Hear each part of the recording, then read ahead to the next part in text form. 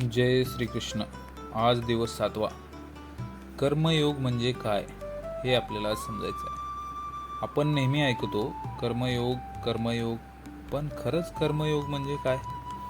भगवद्गीतेत भगवान श्रीकृष्ण कर्मयोगाचा खूप सोपा अर्थ सांगतात. कर्मयोग म्हणजे आपलं कर्तव्य पूर्ण मन लावून करणं, पण त्याच्या फळाशी आसक्त न राहणं. जेव्हा आपण फक्त फळासाठी काम करतो तेव्हा भीती, स्पर्धा आणि ताण निर्माण होतो. पण कर्मासाठी कर्म केलं तर मन शांत राहतं.